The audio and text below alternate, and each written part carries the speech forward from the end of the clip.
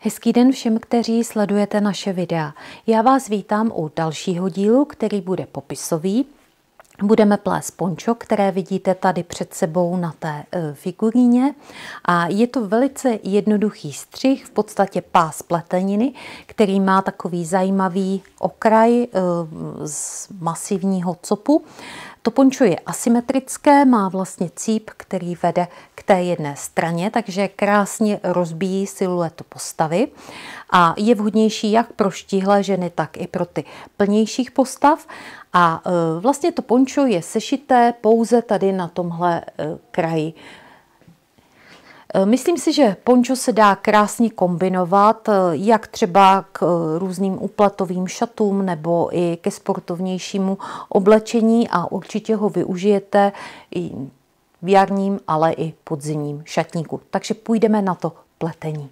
Co budeme na ponču potřebovat? Já jsem použila tuhle přízi, která se jmenuje Twiny. Je to příze od Lana Grossi a složením se jedná o 97% vlny, merino vlny a 3% polyamidu. Ten polyamid zase té přízi dodává lehkost, takže vlastně není těžká. Ta příze vytváří takový jemný melanček, můžete vidět tady v tom úpletu, což je velmi hezké.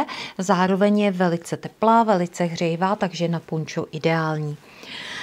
Co můžeme nabídnout teď aktuálně ještě za další materiály, je třeba tenhle Carpe Diem nebo Tasmanian Tweed. To jsou příze, ze kterých by také bylo možné to pončo plést.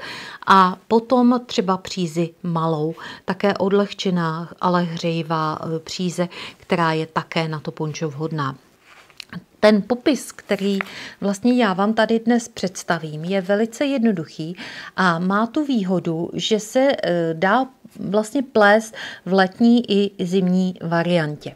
Je velmi jednoduchý a velmi efektní. Tu přízi si snadno můžete vyměnit, v podstatě stačí v případě potřeby pouze rozšířit ten počet ok, který vlastně to pončo má, podle toho, jaký materiál použijete a vlastně dodržet tak, abyste dodrželi ten předepsaný rozměr, který je 62 cm na šířku a 140 cm na délku. Budeme plést vlastně úplně jednoduchý pás, pruh pleteniny. Takže ještě jednou opakuji, 62 cm na šířku by měl mít ten náš pás a 140 cm na délku. Já jsem použila jehlice číslo 6 a spotřebovala jsem celkem 400 gramů téhle příze, to znamená 8 klubíček. Ale jak jsem řekla, to pončo je možné plést i z jiných variant přízí, které mohou být i třeba slabší. Tam potom ještě k tomu, pokud byste chtěli zachovat tenhle cop, který lemuje vlastně to pončo na okraji, tak je zase naopak dobré, aby ta příze byla trošku objemnější, trošku silnější. V případě, že byste třeba pletli letní variantu, tak i tam existují různé objemné příze, které se dají použít, aby ten cop byl co nejvíc masivní. Ono to potom bude hezké. Když byste to udělali úplně z tenoučké příze, tak ten cop už tolik nevynikne a museli byste na okraji uplést něco jiného. Nějaký menší cop nebo plést to pončo jenom hladce nebo třeba nějakou variantu dírkovaného vzoru, krajkového vzoru. Já jsem za ta léta, co pletu, tohle pončo pletla opravdu snad v desítkách variant, různě nakombinovaných, ať už ty copy byly uprostřed, na kraji, nebo bylo právě doplněné tím vlastně krajkovým vzorem. Takže těch variant se dá vymyslet celá řada. Ale pokud budete chtít zachovat tu variantu, kterou vám nabízím dnes já, tak je třeba použít nějakou přízi, která bude taková objemnější, aby vlastně tenhle cop vynikl. Jak budeme plést? Ten popis je velmi jednoduchý, jedná se o pruh pleteniny, který je na kraji lemovaný tímhle masivním copem. Já jsem začala na 99 ok na jehlicích číslo 6 a první 2 řady jsem pletla jedno oko hladce, jedno obratce. Začala jsem krajovým okem a potom krajovém oku okem hladce. začněte vždycky hladkým okem, aby tady ten okraj potom, až budeme plést ten cop, byl pěkný. Takže jedno krajové oko, hladce oko a pak už střídáme obrace, hladce po celé řadě. První a totéž po celé druhé řadě. Od třetí řady tu práci oddělíme na cop a tu hladkou část upletu. Ten cop začneme plést tady na začátku a upleteme zase jedno krajové oko a potom 16 ok, kde střídáme hladce a obrace. Poslední oko by vám mělo vyjít obrace, aby ten cop byl potom hezky oddělený od té základní části a pak už pleteme jenom hladkým žerzejem, to znamená lícovou řadu hladce, rubovou řadu obrace. To budeme plést až do výšky 15 řad. Těch 15 řad počítáme tady od toho lemu, to znamená i s těmi krajovými 2 řadami, kde jsme střídali hladce a obrace pletená očka. A v 15. řadě začneme cop křížit. Další to křížení bude potom ve 30. řadě od toho vždycky budeme počítat, tady je dobré si nějak označit to očko po tom křížení a budeme to počítat od toho křížení, takže poprvé křížíme v 15. řadě a pak vždycky po 30 řadách. Těch copů je tady celkem na ten můj pruh pleteniny 10, těch velkých copů 10 a zakončíme ten úplet zase 15 řadami, kde upleteme 13 řad, cop, střídaný, jedno oko hladce, jedno obrace a hladký žerzej a poslední 2 oky, poslední 2 řady do těch 15 pleteme hladce obrace. Úplně stejně jako na začátku, aby to bylo shodné, aby jsme to měli stejné na začátku a na konci. Takže 10 úseků copů křížíme po 30 řadách a tady na začátku a na konci pleteme vždycky jenom 15 řad. Jak budeme ten cop plést, si ukážeme za chvilku. Já tady mám připravenou takovou maketku, kde vlastně mám ještě nekřížená oka, ještě jsem neupletla to první křížení, ten první cop, takže mám tady krajové oko a pak hladce a obrace střídaná oka, kterých je celkem 16, to znamená s tím krajovým okem 17 a pak už ten hladký žerzej. Ten zbytek ok do těch 99 ok, jak jsem řekla. Je dobré si tady potom vlastně pletení hladce obrace umístit nějakou značku, kterou budete posunovat po té pletenině. Ono vám to usnadní práci, nebudete muset se počítat vlastně od kdy můžete začít plést hladce, je to takové přehlednější. A my si teď ukážeme, jak budeme křížit ten cop. Já jsem řekla, že první oko je hladké, krajové, tak. A totéž vlastně se bude dodržovat po celé té délce, jak na začátku, tak na konci řady. Vždycky pleteme krajové oko. Takže já tady upletu to jedno krajové oko a teď tady mám těch 16 ok, nad kterými budu křížit cop. Dám si takhle na pomocnou jehlici 8 oček, 3, 4, 5, 6, 7, 8 a upletu těch následujících 8 ok. Budu je plést tak, jak se mi ta oka jeví, to znamená, budu dodržovat to hladce obrace. Hladce, obrace, až do konce těch připravených ok, která mám tady vlastně pro ten cop k dispozici odložená. Poslední oko by mělo být obrace. Tak, já jsem si ta odložená oka umístila před práci, takže teď si vezmu ta oka z té pomocné jehlice a upletu ta odložená oka. Aby mi tady nepřekážela ta moje hlavní jehlice. Trošku si to tady upravím, aby to i pro vás bylo přehlednější. Teď pletu oka z té odložené jehlice. Začínám hladkým okem, obrace a zase je přeplétám tak, jak vlastně je mám odložená a tak, jak byla připravená pro ten cop. To znamená hladce a obrace. Poslední oko, které budu plést, by zase mělo zůstat obrace, aby se mi nenarušilo to schéma toho vzoru. No a pak už tady mám tu základní část, já si to takhle posunu, přendám si značku, která mi odděluje ten cop od té základní pleteniny a pokračuji tím hladkým lícovým žerzejem až do konce řady. Takže nic složitého, jenom jednoduchá křížení copu, vlastně s tím, že ta oka, která si na ten cop odkládám, si umísťuji před práci. Jak jsem řekla, to první křížení je po prvních 15 řadách a další v každé vlastně 31. řadě po 30 řadách. Po 30 řadách v té pletenině. Tady po tom křížení je dobré si značkou označit tady tohle očko a to nám vlastně označuje tu první řadu, od toho se dál bude počítat těch následujících 30 řad. Takže takhle jednoduché je to křížení. On nám tady vzniká krásný vlastně masivní cop, který vidíte i tady dál na tom úpletu. Ještě jedna věc. To pončo, jak jsem řekla, je pletené hladkým žerzejem. Celou tu délku vlastně pleteme hladkým žerzejem. A pokud už nějakou dobu pletete, tak víte, že mnohdy vlastně je velice těžké uplést ten hladký žerzej. V podstatě je to jedna z nejsložitějších věcí v pletení, protože se může stát, že se vám tam vytváří takovéhle nepravidelné řady. Já jsem to tady udělala cíleně a schválně, aby to bylo vidět. To pončo není vyprané, takže o to je to víc vidět. Někdo říká, že vlastně tohle se ztratí po vyprání, ale ono to nemusí být úplně tak pravda. Každý ten materiál je jiný, takže u některého materiálu se to potom srovná, ztratí, ale někde to bohužel zůstane.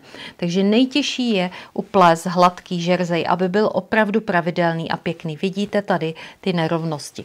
Když se na ně podíváme z rubu, já jsem to označila, tady máme vlastně tu řadu takovou povolenou.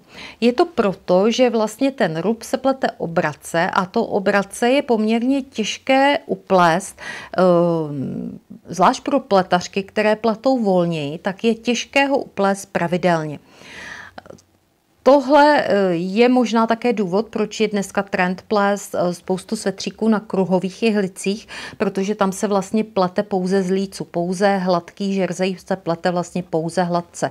Ale není to vždycky řešení, protože jsou střihy, které to sešití vyžadují, nebo kde je to třeba, aby se ten svetřík nějak nekroutil a proto vlastně je ten úplet pletený tak, že z lícu se plete hladce, z rubu obrace a mohou tam vznikat takovéhle nerovnosti. Já se s vámi teď podělím o jeden fígl, který mě kdysi naučila moje maminka.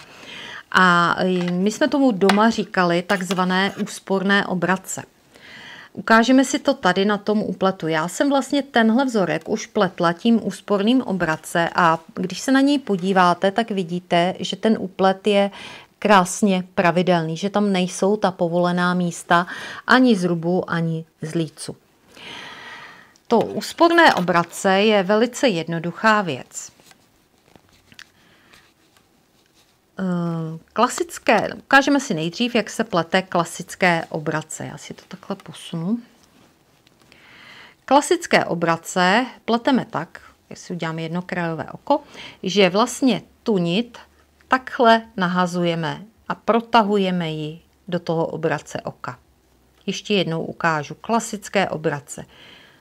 Nit máme před tím okem, takhle si nahodíme tady tu horní nit a protáhneme ji. Čili nám tady vzniká poměrně dlouhá smyčka, poměrně dlouhá příze, kterou v podstatě ne každá pletařka je schopná optimálně utáhnout a proto tam vznikají ty nerovnosti. To úsporné obrace spočívá v tom, že my si tu přízi, kterou vlastně vedeme na to obrace oko klasické tady před tím okem, tak my si ji jakoby posuneme za ně a pleteme jenom tak, že vlastně to oko takhle provlékáme. Takže takhle za to očko a provlékáme. Znovu za to pletené oko a provleču. Tady se mi to oddělilo, takhle provleču. Tím vlastně já tam nemám té vlny tolik, jako u toho klasicky pleteného obrace. Jednak mám menší spotřebu materiálu, proto úsporné obrace, a jednak daleko stejnoměrněji utahuji tu pleteninu. Takže úplně jednoduše, jenom takhle provlékáme s tím, že tu nit je lepší mít za tím okem. Ono, já už to umím i takhle, ale když to budu ukazovat a chci, abyste se to naučili, je lepší si ho dát takhle za to očko, tu vodící nit, a jenom takhle provlékáme a pleteme vlastně úsporně, nenahazujeme jako u toho klasického obrace takhle, ale jenom tu nit provlékáme. Já to upletu takhle do konce řady. Je to ideální, opravdu ideální na hladce pletené žerzejové uplety. Teď si přidám to očko, přepletu si ten cop tam a zpátky. Ten budu plést klasicky, tak jak jsme zvyklí. I to obrace tady dělám klasicky. To úsporné obrace používám jenom v tom hladkém žerzeji, v tom hladkém upletu. A já, protože mám ráda vlastně jednoduché svetry, dobře se mi kombinují, tak ho používám velice často a vždycky si vzpomínám na mamku, která mě ho naučila, když jsem měla povolené ty řady rubové. Tak znovu jsem na začátku a teď vám jenom chci ukázat, zase se propletu tím copem k té základní části a chci vám jenom ukázat, jak vlastně vypadá to úsporně pletené obrace z té lícové strany. Dopleteme k tomu hladkému žerzeji. Ještě chviličku. Tady před tou kamerou mi to trvá vždycky daleko déle, než když pletu bez filmování. Tak, teď máme umístěnou značku. A tady vlastně ta očka máme teď obrácená, jako kdyby jsme pletli anglicky. Ono normálně, když budete plést klasické obrace, tak to očko bude na té jehlici teď takhle a takhle vy budete plést obrace, ale tady od toho úsporného obrace ho máme otočené takhle na druhou stranu a začneme ho pléct tak, jak jsme zvyklé. Nebudeme ale nabírat to obrace takhle, vlastně zleva, ale nabíráme ho zprava. Zprava ta očka protahujeme, jsou na té jehlici prostě obráceně. Vůbec to nevadí, já už vlastně jsem si takhle zvykla plést i copy. Nejenom ten hladký žerzej, ale speciálně pro ten hladký žerzej je to obrovská pomůcka, protože ten úplet je opravdu méně nestejnoměrný. Někdo třeba mění si jehlici na rubovou řádku, pokud plete hladce a obrace, používá jehlici třeba o půl čísla menší, ale to je strašně nekomfortní pořád měnit jehlice. Myslím si, že tohle je daleko lepší způsob, takže úsporné obrace. Já jsem řekla, že to pončo je vlastně pás, který my teď budeme sešívat a ukážeme si jak. Já jsem sešívala matracovým stehem, protože ten matracový steh je pro mě steh, který je jednak pěkný i z toho lícu, je pružný na všechny ty strany a je v tom sešití minimálně vidět v té pletenině. Jak sešívat matracovým stehem jsem podrobně ukazovala na jiném videu, takže já pod tohle video dám odkaz, abyste se mohli na ten matracový steh podívat, nebudu ho znovu ukazovat. Někdo zháčkovává, někdo sešívá zadním stehem. Pro mě to zháčkování není úplně ideální způsob, protože to je velice takové pevné z toho rubu, ale pokud je někdo s tím spokojen a umí to, nejsem proti. Já vždycky si říkám, že když věnuju ten čas tomu pletení, tak můžu stejný čas věnovat i tomu, abych vypracovala detaily, to znamená, abych ten úplet hezky sešila a abych třeba dopletla ty lemy také, aby to všechno bylo pěkné. Já jsem si tady udělala takovou maketku. To pončo je vlastně takový pás, který má tady na okrajích ty copy, které jsme pletli vlastně hladkými a obrace očky. Na to sešití si to pončo takhle přeložíte a budeme teď sešívat okraj tenhle okraj. Takže od té poloviny toho sešití si naměříme 25 cm. Tady tuhle část sešívat nebudeme, protože ta bude tvořit výstřih, je to tahle část úpletu. A sešijeme tady tuhle stranu. Tohle sešijeme k sobě. To je vlastně tahle část úpletu. Musí nám ten zoubek zůstat na těch volných okrajích, jak vpravo, tak vlevo. Takže ještě jednou.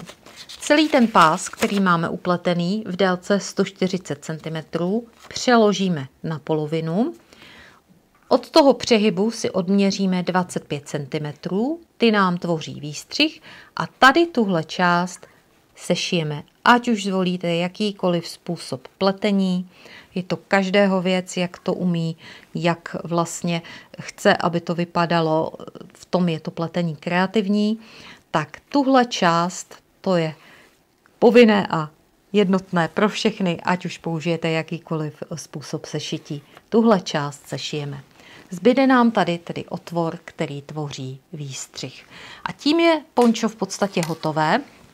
Pak akorát zapošijeme vlastně z té rubové strany tahle napojení, protože jsme pletli z klubíček, která jsme samozřejmě v té pletenině střídali, takže pokud tu přízi nezaplétáte, tak potom zapošíváme. Tady mám to napojení, z rubu je zatím takhle dírka, ale já ji spravím. Říkala jsem taky, už několikrát jsem to ukazovala, navléknu si tu přízi do jehly, tenhle pravý konec dám takhle doleva a zapošiju.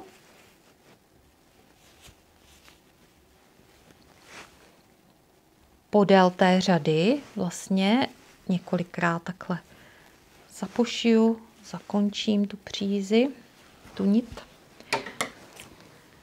Ustřihnu kousek vždycky od toho konce a tuhle nitku, kterou jsem měla vlevo, budu zapošívat na druhou stranu, takže se mi to vlastně v té pletenině překříží. Tím překřížením zamezím to, že budu mít z té lícové strany tu dírku, tak jak jsem předtím vlastně tudy provlékla prst, tak teď tam ta dírka zmizí.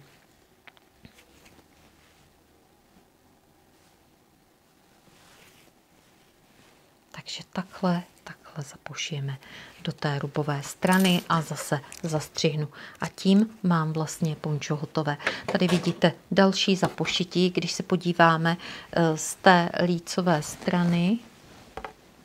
Tady, tak to není absolutně vidět. Nemáme tam nikde žádnou dírku, která by tam byla vidět po tom zapošití příze.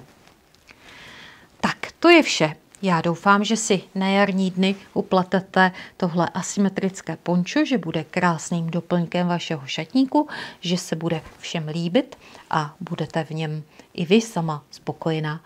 Mějte se krásně a já se budu těšit na další popis nebo podcast.